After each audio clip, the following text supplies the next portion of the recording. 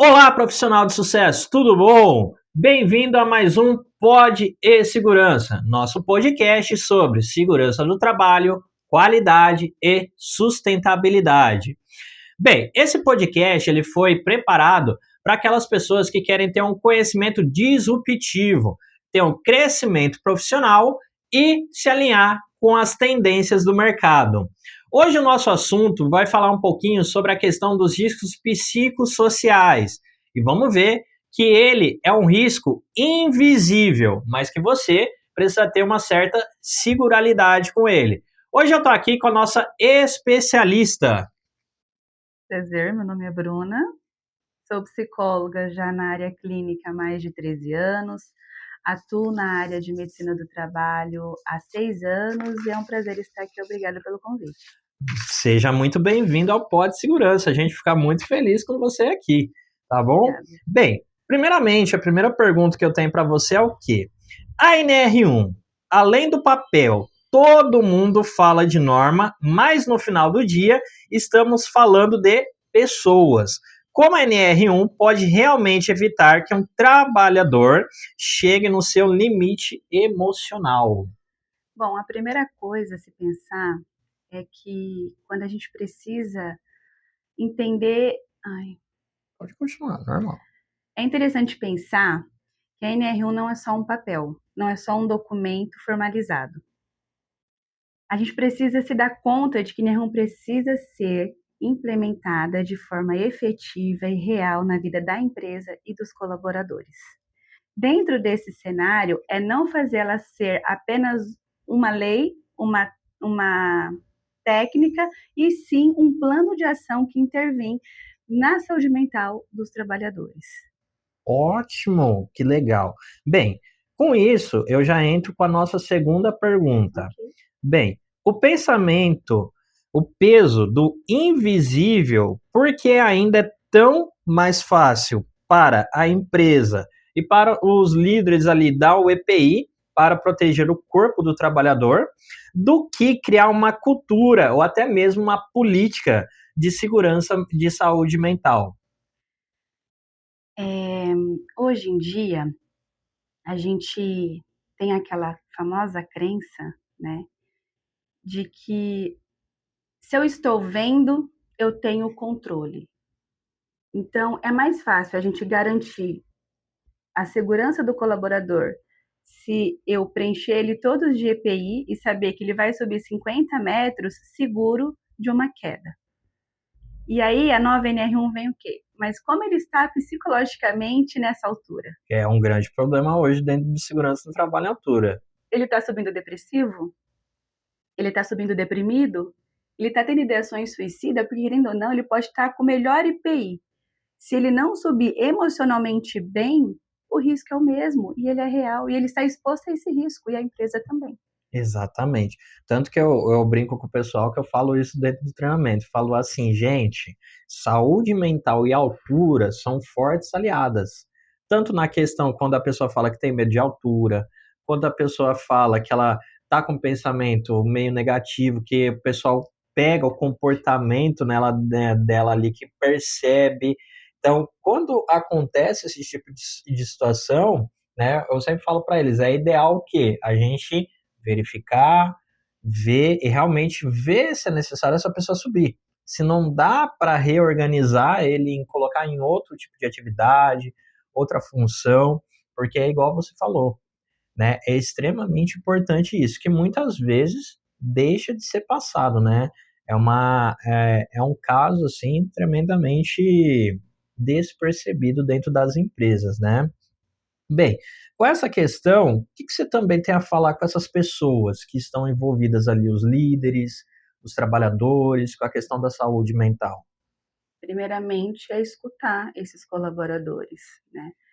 E eu acho que a empresa também pode trabalhar num treinamento com esses colaboradores, principalmente com a liderança, de criar um lugar seguro aonde possa ser construída uma relação de abertura, de fala, que hoje eu não estou bem para subir e ele não ser punido por isso.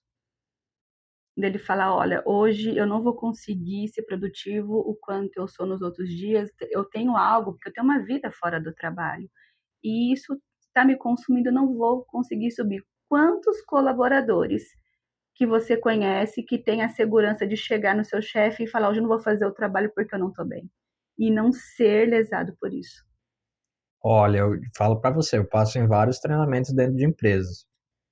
Nunca Entende? vi falando que alguém já chegou a falar isso, ou tem essa abertura para falar isso, né? Exatamente. É muito triste.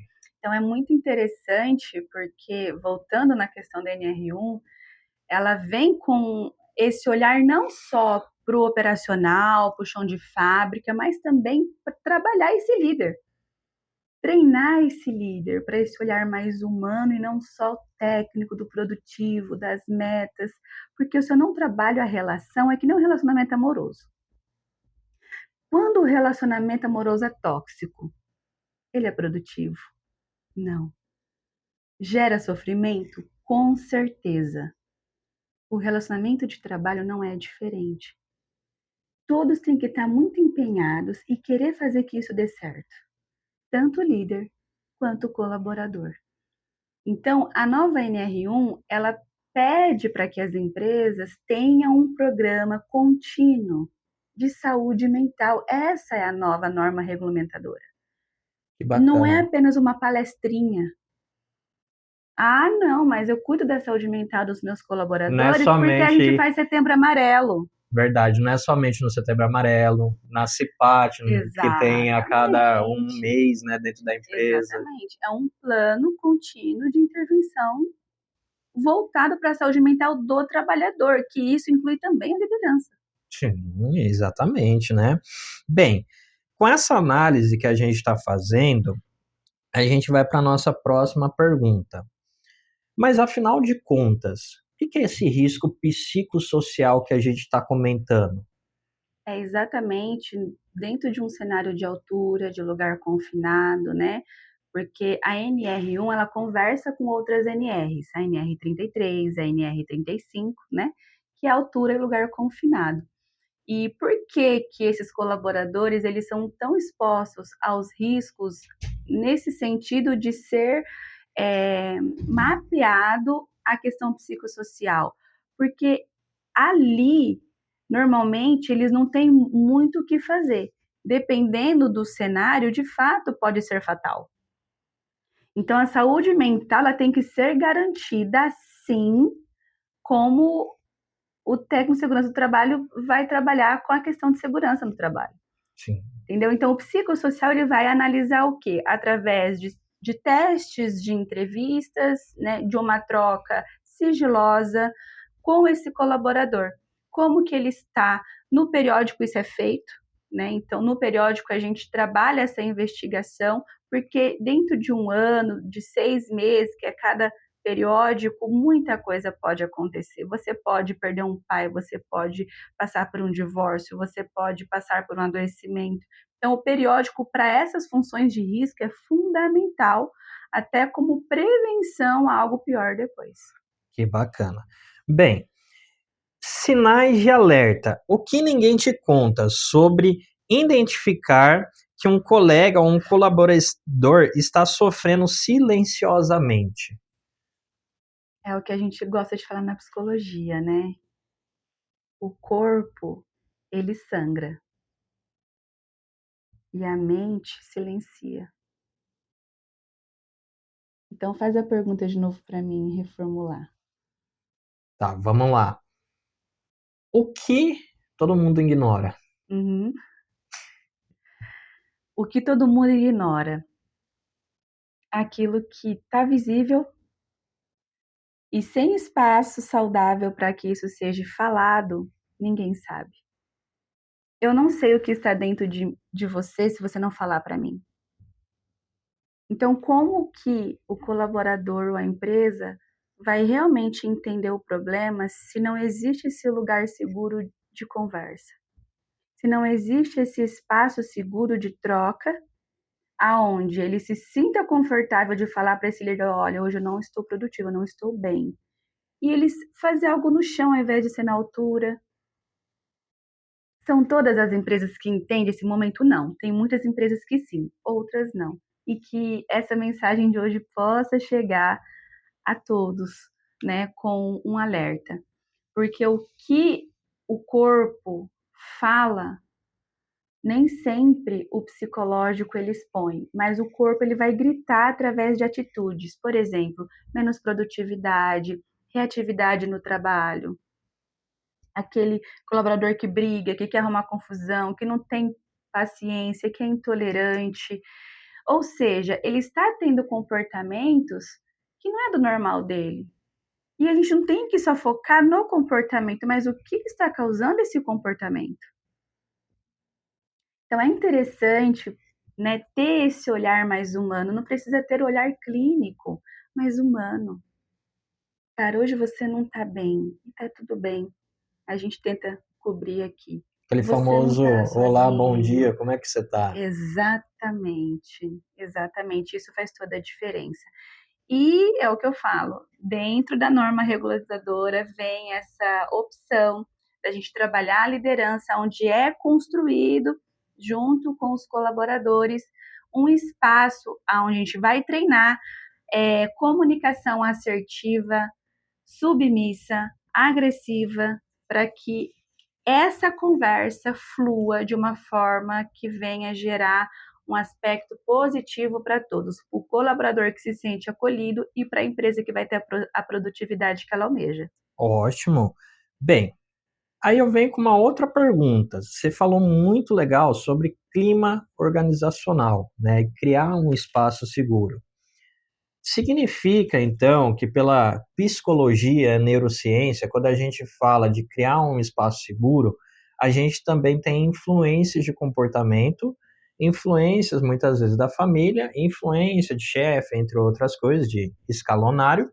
E dentro dessa questão também nós temos pessoas que elas podem ser depressivas, ansiosas, podem estar com burnout. Dentro desse ambiente, como é que ele funciona? Esse espaço seguro, como que vai comportar essas pessoas, como que vai acolher diversos tipos de fases de pessoas. Bom, a gente precisa entender, né, a responsabilidade de cada indivíduo nesse cenário de se eu não estou bem por questões particulares, familiares, enfim, nós precisamos buscar uma orientação, acolhimento, uma ajuda profissional. Não é justo, não é justo também o colaborador pegar todos os seus problemas pontuais fora da empresa e trazer isso para dentro da empresa. E aí a gente vai falar de adulto para adulto, que não existe o vilão e a vítima, existe pessoas adultas que cuidam daquilo que dói dentro de si. A gente também não pode culpar a empresa, que a empresa só que adoece o colaborador. Cada um chega para a empresa com uma história, com uma vida já vivida, com seus traumas, com seus medos. O que é seu, trate, busque ajuda. O que é desrespeito à empresa, a nova NR1 vai tentar garantir isso, tanto para o empresário quanto para o colaborador, Que para bacana. que diminua afastamentos, para que diminua assédios moral dentro da empresa, porque nós vamos ter uma liderança mais preparada, lembra? Nós vamos ter uma atividade contínua, até plantão psicológico, isso pode estar dentro do programa contínuo dentro da empresa. Então, eu acho que é vantajoso para todo mundo e principalmente prevenir o adoecimento pelo trabalho que entra no burnout. Legal. Bem, interligando com essa linha de raciocínio, a segurança psicológica, como ela transforma a obrigação legal da NR1 em um ambiente onde as pessoas tenham coragem de dizer eu não estou bem e sem medo de punição. Interligando com isso também, dentro da empresa muitas vezes existe um ramal, né, que a pessoa pode ligar para a questão ali de falar que ela não está bem, que ela não está legal naquele dia. Realmente faz sentido isso dentro da empresa? Total, porque a pessoa se sente acolhida, né? É aquilo que eu te falei da relação construída. Quando a relação empresa-colaborador e colaborador com empresa é construída uma relação genuína, você vai ter menos colaboradores afastados, menos colaboradores doentes, porque você vai favorecer o clima organizacional. Você vai, você vai favorecer a saúde mental desse colaborador. Entende? Então, se eu não estou bem, para as novas empresas que for aderir, né, à nova NR1, com certeza vai ter programas contínuos de intervenção dentro da empresa, até com profissionais da psicologia, tendo esse plantão psicológico. E é o que eu falo, estamos agora falando já de um cenário de líderes preparados. Então, você pode ter certeza, dentro de um cenário de líderes preparados para liderar pessoas, porque estamos falando de pessoas, Sim. você pode ter certeza que isso vai ser menos silenciado e mais acolhido. Ganha o colaborador, ganha a empresa, porque se eu tenho uma relação boa, eu tenho produtividade, eu tenho meta alcançada e tudo flui, fica todo mundo feliz. Não é aquela empresa, né, que o funcionário acorda, né, o colaborador acorda, ai, tem que ir trabalhar hoje de novo. É, Ai, meu Deus do céu, tem que ir de novo. Tem gente que acorda, né? Tem empresa que você vê, que é estampar na cara, acorda feliz, vai feliz para a empresa, volta feliz para casa, né? A cultura da felicidade também presente dentro da empresa é muito o legal. ambiente é favorável, né? É, o E não ambiente desfavorável. favorece, né? É o que muitos psicólogos falam, né? Que o ambiente favorece muita coisa, né? Bem, então ligando com esse fato que a gente está vendo, o impacto na vida real. Quando a saúde mental no trabalho falha, a conta chega em casa como o novo gerenciamento de riscos pode ajudar a desenvolver pessoas mais saudáveis para suas famílias. Como que a NR1 ela pode ajudar a devolver essas pessoas que muitas vezes têm esses ambientes que a gente está conversando, né? De forma que, infelizmente, acaba ocasionando ali uma saúde mental deficiente para ela, né? E como que ela pode contribuir com isso? Ela pode contribuir, mais uma vez, aderindo à NR1 como algo que não seja só no papel, e sim um plano contínuo de intervenção. Porque não é justo com essas famílias receberem colaboradores quebrados todos os dias, né. Então, no que diz respeito aos assuntos profissionais, né, da empresa, nós precisamos cuidar da saúde mental dos nossos colaboradores. Não adianta a gente tentar construir uma expectativa em cima do irrealístico. Então, para mim entender que eu preciso de produtividade, de números, de eficiência, eu preciso de pessoas saudáveis trabalhando nisso. Máquina com defeito funciona? Não. Pessoas também não.